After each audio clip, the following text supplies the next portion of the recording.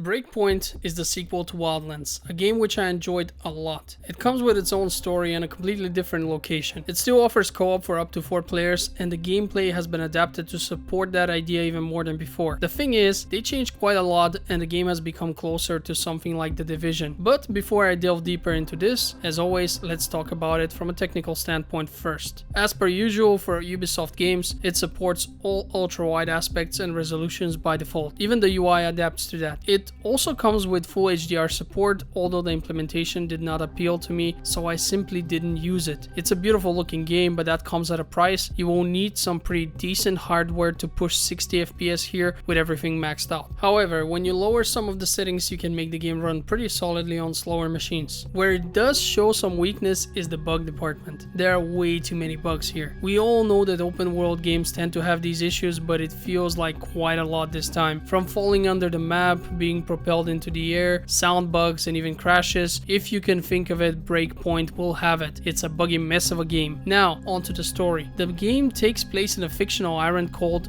Aurora. A tech billionaire decides to collect scientists and other competent people from all over the world in an attempt to create a technological utopia. At some point, he also hires a private military organization to act as the local police force. They go rogue, start exploiting the scientists' inventions and weaponizing them. Before you know it, we have a police state situation on Aurora. Most of these weapons are drones, they are highly effective and can easily swarm targets. A ship traveling too close to the island is destroyed by them, and the elite ghost unit is deployed with the task of finding out what is going on there. This is a rough outline of the story. I kept it spoiler free, but to be honest, the rest is just minor details. You've probably already seen the trailers featuring John Bertel, the actor who is known for his roles as the Netflix Punisher and others. There's something badass about the guy, and I was excited to have him as the villain of the game. I remember first seeing him as Shane in The Walking Dead. He made for a great character who was a good guy but ended up becoming bad due to his love for the protagonist's wife. His performance was excellent. Well, either Ubisoft wanted to save some money or they just changed their mind, because you get to take him out in one of your first story missions. I'm not exaggerating. And before people attempt to crucify me, revealing the beginning of the game is not a spoiler. It's literally one of your first missions. It's how the game starts. Effectively, what little you get to see of his performance is within memory cinematics and some security camera recordings. All in all, Wildlands did a much better job with its story, but here it serves a secondary purpose, a much more important one. It explains why there are so many drones. And I have to compliment the developers for that one, because the drones are the best solution to a problem as old as gaming itself. Namely, how to make modern shooters challenging without making human enemies into bullet sponges. I remember playing The Division and having a human enemy take 30 headshots before he's finally dead. It's stupid and makes little to no sense. Breakpoint has solved this with drones. They come in all shapes and sizes, they have weak points that must be shot, and they can handle quite a bullet barrage before exploding. At the same time, the human enemy is dropped from a single headshot, just as it should be. It's satisfying as hell. If you've played Wildlands, you'll remember that you used to have AI companions, which are wholly missing in this game. I liked them because they had nice conversations with the protagonist, they joked around, and were assisting with sync shots during gameplay. In Breakpoint, you usually don't talk to NPCs when they're in the vehicle with you, not even when you just rescued them. Everyone's just quiet as you drive along, which is really weird. Thinking back, Wildlands had a decent story. You fought through a bunch of smaller bosses and got to the main villain that way. Some of those leaders had good backstories as well and were interesting to deal with. The whole system of getting quests was so much better too. You enter a region, you do quests there until you're done, and you go take out the boss. In Breakpoint, you spend a ton of time traveling because all of your quests are scattered all over the map. Not like in Wildlands where you would focus on one region, do all the quests there, and then move to the next. It's definitely a step back from how it was in Wildlands. So since I've gotten this far, let's talk about the gameplay. The game has seen major changes here. Some things have gotten more complex than they were, and that's not always an improvement. First of all, let's talk about stealth. In Wildlands, you could approach an assignment at different times and the enemies would behave differently. For example, you could sneak into an enemy base at night and most opponents would sleep, making it easy to take over the base. You could just go next to them and kill them with your knife as they're sleeping. Quiet and efficient. Breakpoint has done away with that. You can still pass the time and attack at night, and it might make you a bit harder to spot, but the guards will always be up. I don't think I have ever seen a place where anyone could sleep in any of my 120 hours of playtime. They just stay on their posts day and night, never even going to rest. Now let me address how your character levels up. There are two level types. One is your character level, which caps at level 30 and levels up by gaining experience. Then you have your gear score, which which is a level assigned to you based on your overall gear. This one is important, more so than your actual character level. Allow me to elaborate. Your character levels provide you with a skill point which can be used in the traditional ways. You have 4 classes, a skill tree with perks and passive bonuses. You can unlock up to 3 perk slots and thus can only have up to 3 perks, plus a unique skill for your class as an ultimate skill. The reason why your character level is of no significance is that you gain skill points in many different ways. You can loot them from chests scattered all over the map,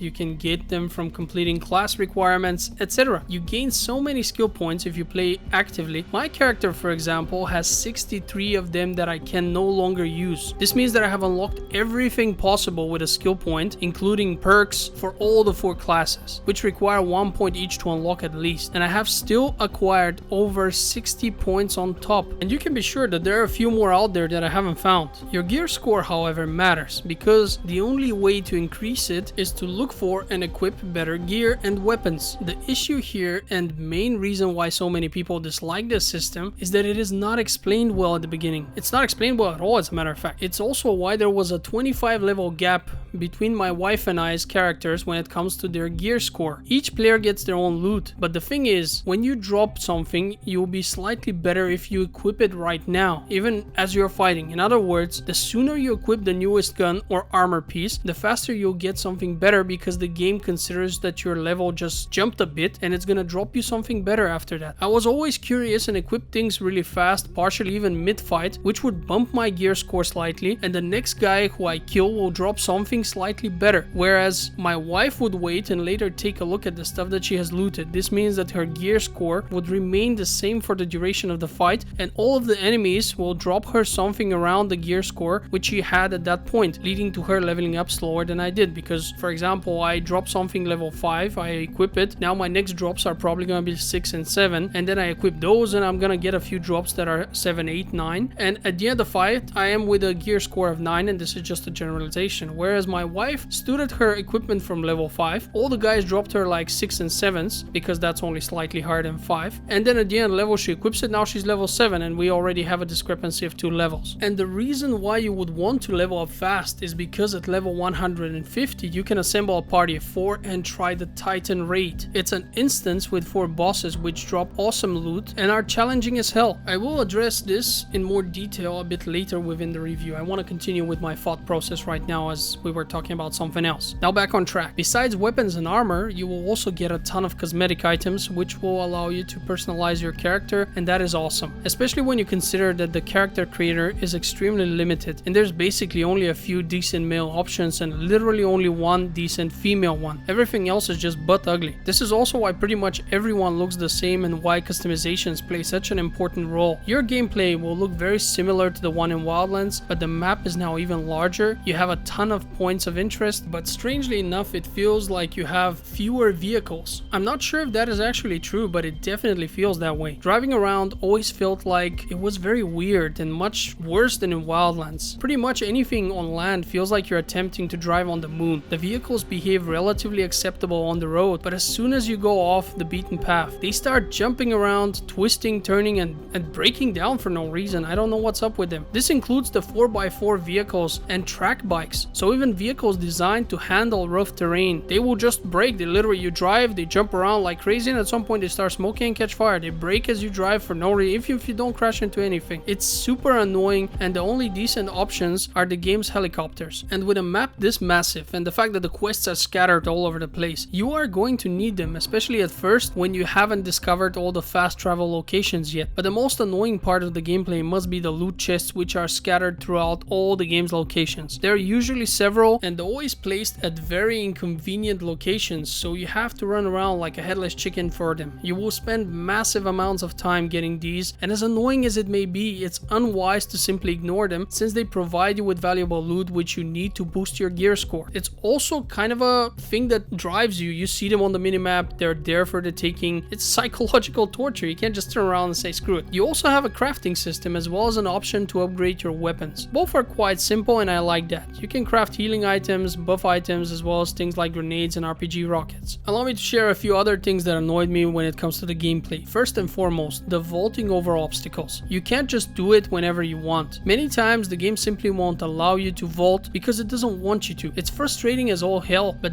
what annoyed me even more was the parachute. You see, in order to actually initiate it, you have to hold space before you actually walk off a ledge. Then a special super long animation is played out and your character deploys the parachute. However, if you are mid-fall, you can't do this. Even if you're falling from super high places like a construction crane or some mountaintop, there would be more than enough time to do the animation 5 times, but because you didn't hold it before he actually walked off the ledge, no, if you jump, you can't deploy a parachute. So jumping off a ledge doesn't work. You have to walk again around, and you could run, you could walk while holding space, but you're not allowed to jump, and you're not allowed to correct a mistake by trying to open a parachute mid-fall. You're dead in any case. Another thing that really grinds my gears is that in order to upgrade your items, you have to break the ones you don't need. And that is done one item at a time. Breaking them is not instant either. So before ending a game session, I would spend up to 10 minutes breaking each item individually. I'm serious. And don't even get me started on the armor items. You can break those too and they will give you some crafting materials. But apparently, upgrading armor type items was removed with a patch, so now you're collecting materials you can never use for anything at all. So better sell them. But for that you need a lot of patience because that's even slower than crafting. It's an absolute pain. While those things might not sound too bad, when you play a game for 100 hours, they start to stick out like a sore thumb. Now there's also a system in place which reduces your stamina upon injuries, or if you're overexerting yourself too much by trying to run when you're out of stamina. This will lower your stamina as well. You can recover it by drinking water or resting at a safe location. I'm annoyed by this because it adds yet another item which needs to be used, namely water bottles. Your quick item bar is very limited and some of the items are permanently there due to class restrictions. So you are only left with a few slots left for personal preference, and now you also have to carry water with yourself for this particular occasion. Naturally nobody does. I did like the new injury system though. There is a chance that damage will injure you. This forces your character to react in pain, cancelling any aiming, shooting and other actions for about 2 seconds when it happens, and also forcing you to run very slowly. Further injury can make this even worse and force your character to switch to their handgun until the now heavy injury is addressed. These additions make the combat more difficult but also more exciting, and I find that they fit well within the game. The final gameplay aspect I have to mention is the PvP. You can sign up for it and there are 2 modes. One forces one team to defend an objective while the other one tries to plant a bomb on it. The other is the classical deathmatch. During PvP, all gear score is evened out so that the gear does not matter. It's just for cosmetics. The sad thing is that for the most part, only your abilities to camp will be relevant. Walking around with an automatic weapon will almost always lead to your demise. It's not a very fun mode, although it does have its moments. It would have been better if the rounds were longer and the players revived upon death. Then people would be more inclined to try something different instead of camping all day because the punishment for death would not be as severe. But right now it's just a camp fest. Everyone's hiding with sniper rifles in their arms and just shooting if somebody moves and shows themselves for a second. It just isn't fun enough for me personally. I do like some of it, but most of the time it's just frustrating really. I like to walk around and shoot, and when you're the only one who walks around the map, you might kill someone, but you'll still get shot in any case. One way or the other, you will get your gear score to 150 and become eligible for raids. Yes, we've changed the topic now. This is your endgame content. You could continue to play normally up to gear score 250, but after that, you will never gain any higher loot outside of raids. And let me tell you, raids are fun. The difficulty is ramped up severely. The bosses have multiple phases and require excellent communication between all 4 players. Each of the 4 bosses is different and beating them is very challenging the first time. Actually, I'd say anyone who is trying this for the first time is gonna get their butt kicked. Then, once you get the hang of it and have a reliable group established, it becomes a lot easier because you know what to expect, you know how to coordinate everything. I can only compare the feeling of beating one of these bosses to the one you get when you first defeat a difficult boss in an MMORPG. It's absolutely awesome, but doing this with randoms seems like an impossible task, especially if you play with people who don't use voice chat. The raid resets every week,